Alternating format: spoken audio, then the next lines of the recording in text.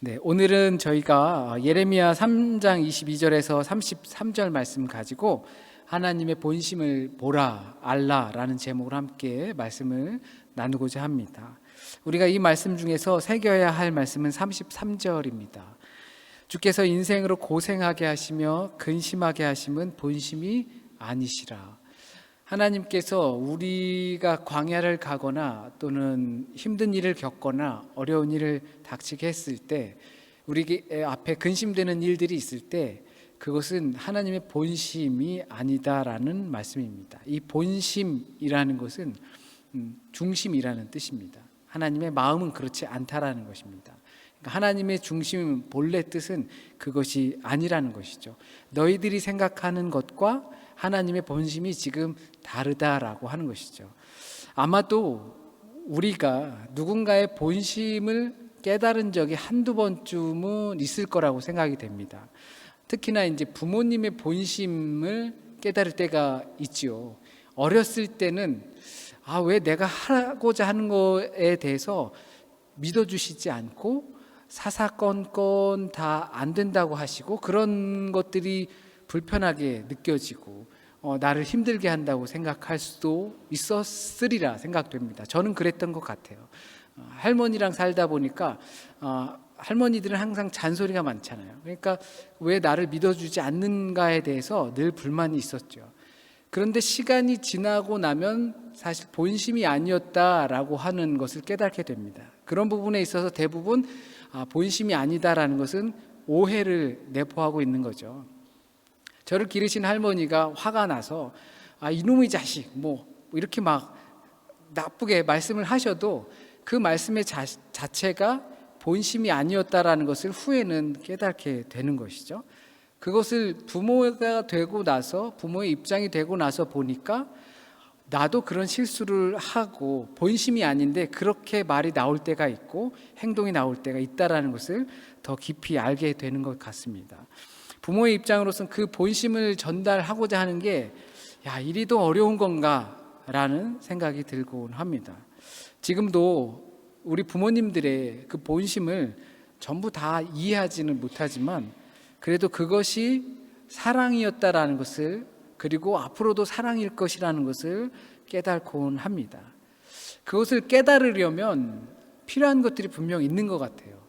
내가 오해하고 있는데 그 오해의 대상이 원래 가지고 있었던 마음을 깨닫고자 하면 필요한 것이 기다림이 필요할 것 같습니다. 기다림 그리고 기대감이 필요한 것 같아요. 소위 이렇게 부모님이 연로해지시고 나면 부모님이 기다려주시지 않는다라는 말씀들을 종종 합니다. 이제 조금 뭔가를 마음을 깨닫고 나서 뭔가를 좀 베풀어 드리고 다시 돌려드리고 싶다라는 마음이 들면 뭐가 바쁘신지 기다리지 않고 가시는 그런 경우도 우리는 경험하곤 합니다. 그때 우리 부모님도 기다리셔야 되고 우리도 또한 그 기다림이 있어야 그 본심을 깨닫게 되는 것 같습니다. 우리는 살아가면서 아주 많은 기다림을 하곤 합니다. 어떤 사람과 약속을 하고서 약속 장소에서 시간에 기다리곤 합니다. 평생 같이 할 사람, 반려자를 기다리고도 합니다.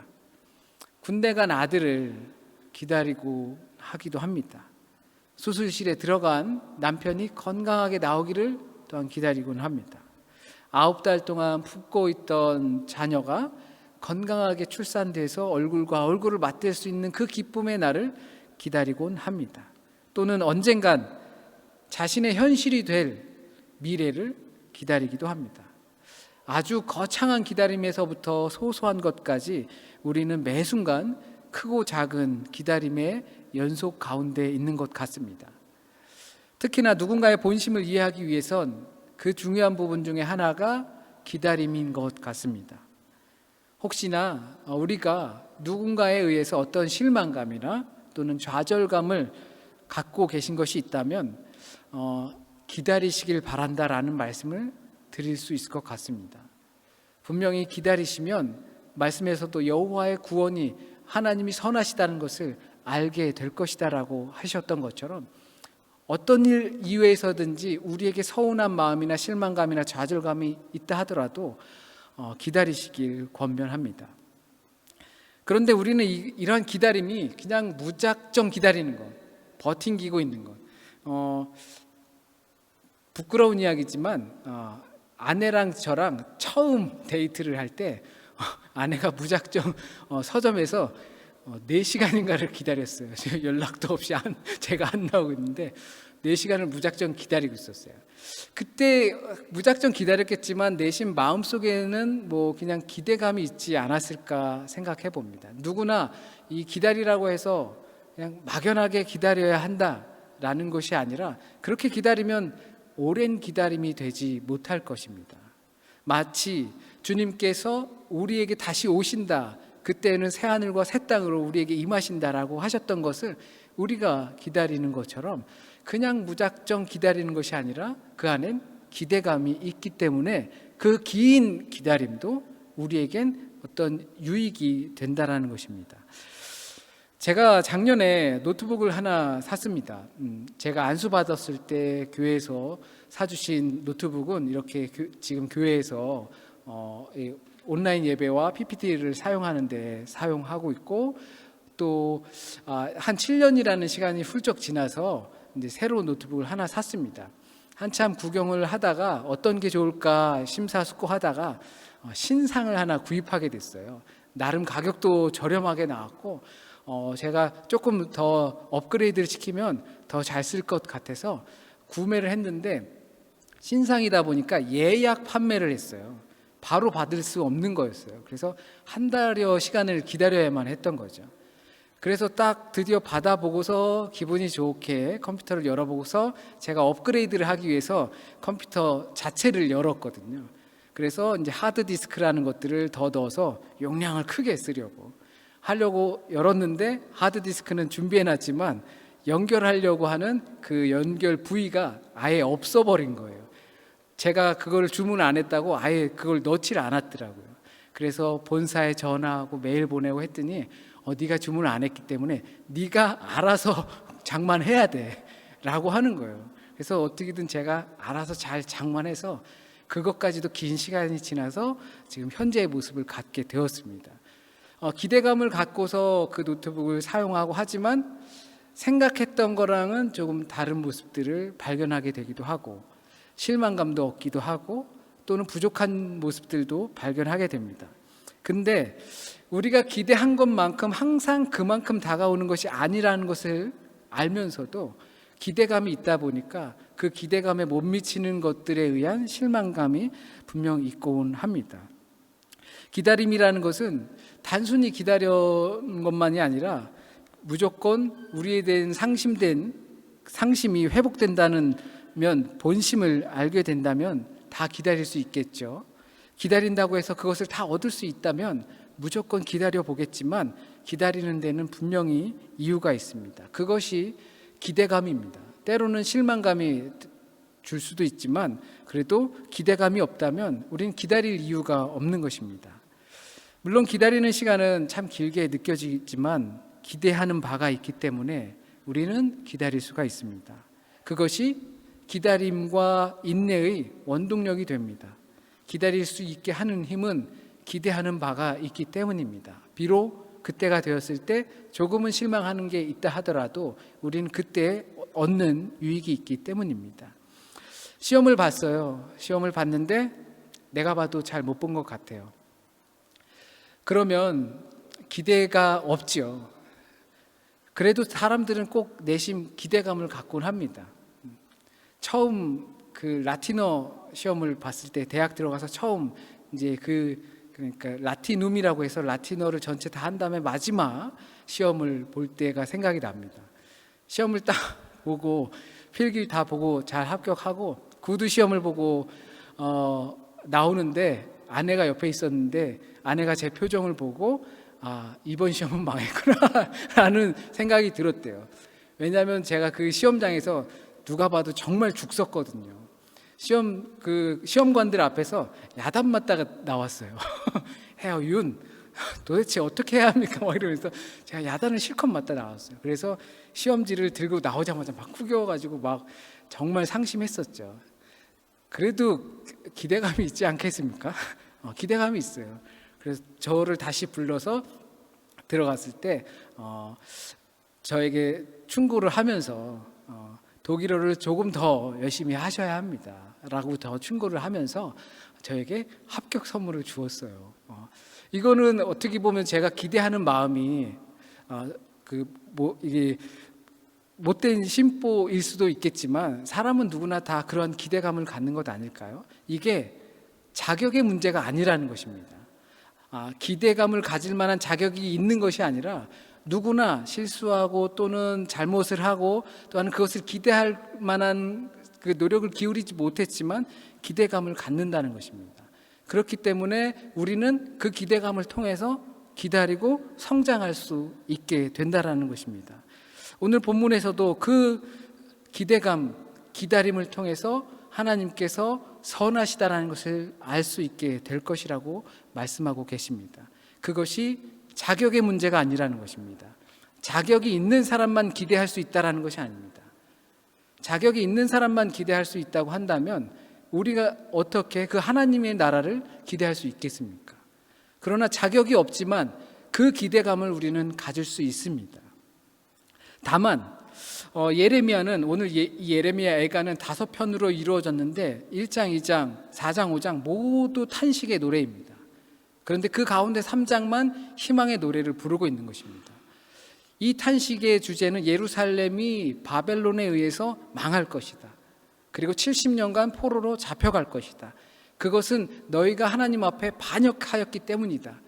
이것은 하나님께서 결정한 바이고 내가 하나님의 나라에서 그 하늘 나라에서 하늘 보좌에서 있었던 회의를 보고 들은 바이다. 그래서 이것은 변하지 않는다. 하나님의 결정은 변하지 않고 늦출 수는 있지만 절대 변하지 않는 사실이다 라는 것을 선포한 예레미야를 통해서 우리는 무엇을 기대하냐면 헛된 희망은 안 된다라는 것입니다. 물론 우리는 자격이 없을 수 있습니다. 하나님의 나라를 기대하지만 그 하나님의 나라에 들어갈 수 있는 자격이나 조건 이런 것이 많이 부족할 수는 있습니다. 그러나 기대감을 가질 수 있습니다. 다만 헛된 희망을 가져선 안 된다라는 것입니다. 하나님의 결정은 이미 이렇게 나타났는데 다른 선지자, 예루살렘에 있었던 거짓 선지자들은 평안하다, 평안하다, 평안하다. 여호와의 성전이다, 여호와의 성전이다, 여호와의 성전이다. 무슨 이야기냐면 우린 괜찮아. 하나님의 성전이 여기 있는데 그럴 리는 절대 없어. 하나님께서 우리를 택하셨는데 다윗을 통해서 그 혈통을 영원토록 함께 하겠다고 하셨는데 괜찮아. 조금 우리가 혼나는 거야. 야단 맞는 거야. 그리고 다 좋아질 거야 라고 희망을 심어준 것입니다.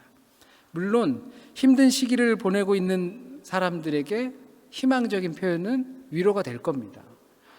우리에게 어떤 사람들이 힘든 시기를 보내고 있다면 희망의 메시지, 위로의 말 이것들은 참 좋을지 몰라요. 그래, 희망이 있지, 위로가 되지. 그러나 이것이 근본 문제를 해결하지 않은 상태에서 예루살렘에게 주어지는 그런 희망은 어쩌면 고문과도 같은 것입니다. 하나님과의 언약의 관계 그리고 하나님과의 관계가 성립되지 않은 상태에서 그것을 완전히 다 망가뜨려 놓고서 희망만 바라고 있다는 것은 그것은 헛된 희망이 될 것입니다.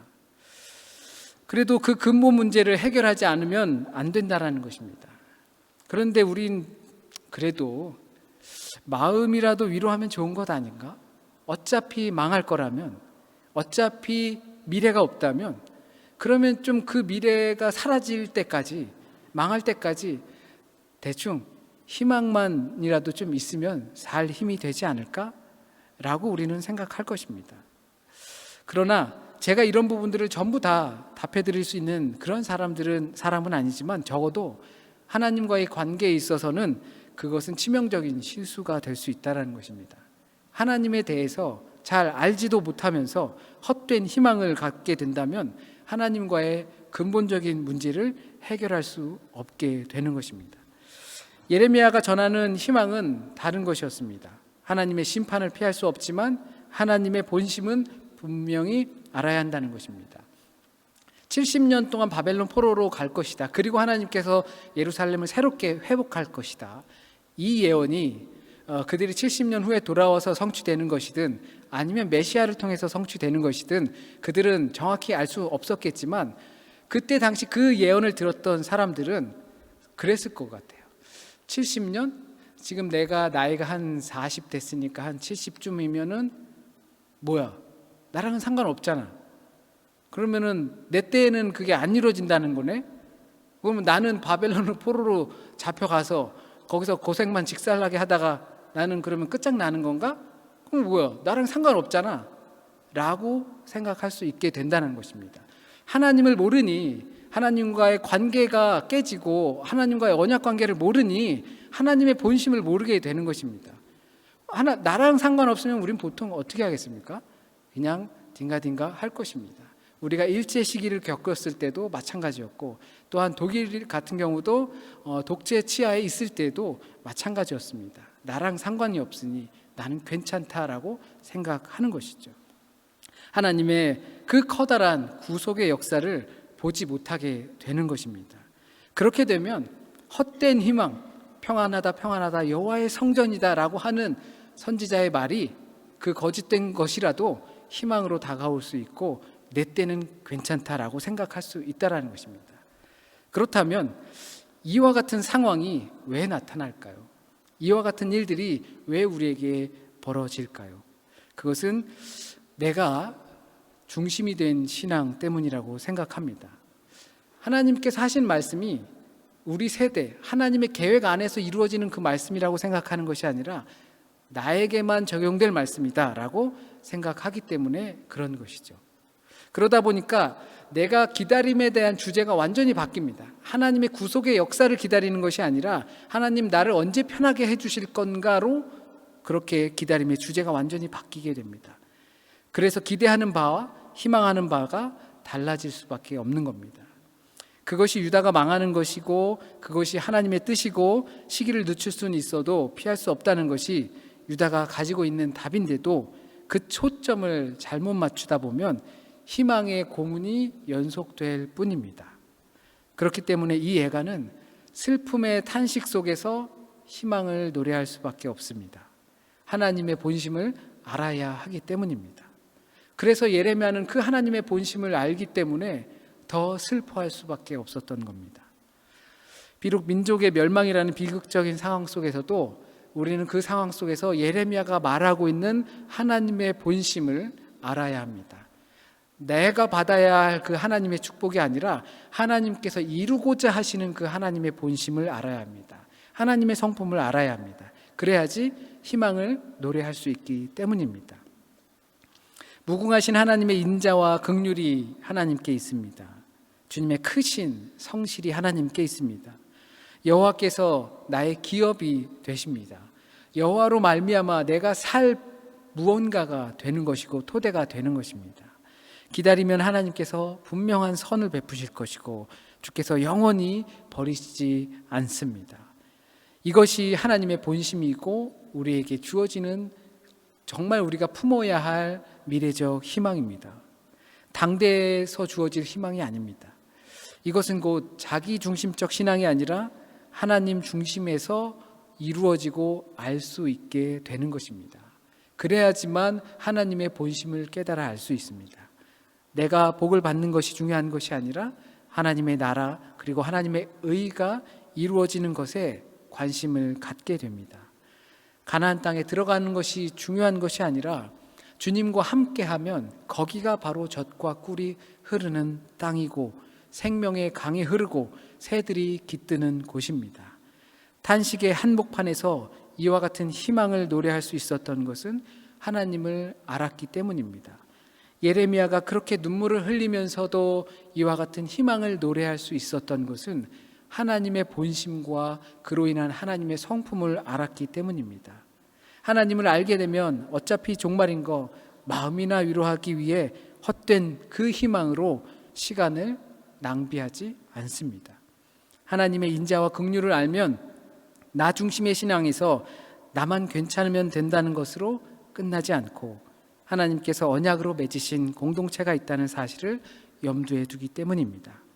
그렇기 때문에 우린 하나님의 본심을 알아야 합니다. 하나님의 중심, 하나님의 마음을 알아야 합니다. 성경에선 그 하나님의 중심을 한 가지 단어로 이야기하고 있습니다. 자비라고 말합니다. 이 말은 히브리어로 헤세드라는 말입니다. 오며 가며 여러 가지 루트를 통해서 이 하나님의 헤세드를 들어보셨을 겁니다. 너무나 많고 다양한 단어로 번역이 됩니다. 자비, 긍휼, 인자, 은혜, 사랑, 충실, 그리고 성실, 충성, 이렇게 번역이 되기도 합니다. 한 가지 중요한 것은 하나님께서는 언약 관계에 있는 그 사람들에게선 절대적으로 이 헤세드를 버리지 않으신다라는 것입니다. 이 하나님의 언약 관계에 있는 하나님의 희망의 울타리에 있는 사람들에겐 이 헤세드를 절대 포기하지 않으신다는 겁니다. 그러나 우리는 분명히 알아야 할 것이 있습니다.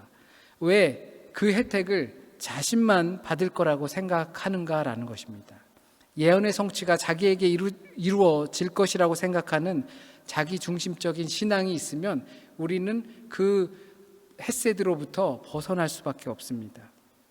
만약 이 기다림과 기대감이 하나님은 나를 사랑하셔, 그러니까 나는 괜찮아, 여기 하나님의 성전이야, 나 세례 받았어, 나 교회 다녀, 어떤 직분이 있어 라고 하는 것처럼 생각하고 있다면 이스라엘에 있었던 그 거짓 선지자의 말이 주는 그 헛된 희망을 품는 것과 같은 것입니다. 나는 평안할 거야. 분명히 하나님은 우리를 사랑하십니다. 자비로우십니다. 긍휼을 베푸십니다. 인애하십니다. 우리를 향한 사랑에 대해 신실하십니다. 그리고 그 긍휼하심이 한이 없으십니다. 그런데 내가 하나님을 사랑하지 않는다면, 그렇다면 그 하나님의 성품과 신실하심과 그 자비가 나와 어떤 관계가 있게 되는 것입니까? 그래서 슬픈 것입니다. 예레미야가 슬퍼할 수밖에 없었던 건 그와 같은 하나님의 자비와 긍휼하심이 헤세드가 언약 관계에 있는 자녀들에게 떡하니 준비되어 있는데 그들이 하나님을 사랑하지 않는 것입니다. 자기 중심으로 하나님의 본심을 보지 못하는 헛된 희망이 되고 말 것입니다. 우리에게 하나님의 약속들, 하나님의 헤세드가 정말로 우리의 삶에 있어서 희망이 되려면 내가 하나님을 사랑할 때 그것이 가능해집니다. 그리스도와 연합될 때 그 헤세드가 내게 유효하게 되는 것입니다. 하나님의 헤세드를 안다는 것, 하나님의 본심을 안다는 것은 우리로 하여금 포지션을 변경하게 합니다. 스탠스를 변경하게 합니다. 이 스탠스라는 것은 혹시 아실지 모르겠지만 태권도 하는 사람들도 그렇고 유도하는 사람들도 그렇고 또는 어떠한 격투기 하는 사람들도 그런데요, 오른손잡이 스탠스가 있고 왼손잡이 스탠스가 있어요. 그래서 이 스탠스가 바뀌면 되게 자기에게 불리한 스탠스가 있고 유리한 스탠스 이런 것들이 있어요. 이게 그냥 폼이고 자세인데요, 이 헤세드를 알게 되면, 이 하나님의 본심을 알게 되면 나 중심의 스탠스에 있다가 하나님 중심의 스탠스로 변경이 될 수밖에 없다라는 것입니다. 특히 하나님의 계획하심에 대한 신뢰입니다. 우리가 그 하나님의 계획하심에 대한 신뢰를 보게 되는 것입니다. 하나님이 나만 보고 계실 것이라는 생각에서 하나님의 계획하심에 초점을 맞추게 됩니다. 우리의 모습에 변화가 찾아옵니다. 그래서 하나님의 헤세드를 입은 우리는 우리가 어떤 존재인지를 자각하는 것이고, 그리고 너무나 내가 소중한 존재라는 것을 깨닫게 됩니다. 내가 하나님에게 너무나 소중한 존재라는 것을 깨닫게 되면 내가 헛된 희망으로 에너지를 낭비하지 않게 되고 하나님을 향한 스탠스로 변경된다는 것입니다. 그래서 하나님의 부르심으로서의 응답인 인간의 참된 의무는 기다림입니다. 하나님의 하실 일에 대한 온전히 기다림입니다. 그 기대감에는 하나님의 헤세드에 대한 신뢰가 있습니다. 비록 내가 혜택을 받지 못한다 하더라도 분명히 지키시는 하나님에 대한 신뢰가 있습니다. 그래서 이 기다림엔 하나님을 향한 신뢰도 필요합니다. 이 기다림은 우리의 모든 생활의 필수이지만 특히나 성숙한 신앙인에겐 더욱더 필요한 필수 조건입니다. 우리는 이 모든 것을 처음부터 소유할 수는 없습니다. 하나님은 선하시다, 사랑하시다, 그의 자비와 긍휼이 한이 없으시다, 많이 들어왔지만 간헐적으로 고백하면서도 살았지만 그것이 나의 참된 고백이 되기 위해선 역시 하나님의 본심을 알아야 합니다. 하나님을 향한 신뢰를 가지고 약속을 지키신다는 그 기대감을 가지고 기다림의 자세를 가져야 할 것입니다.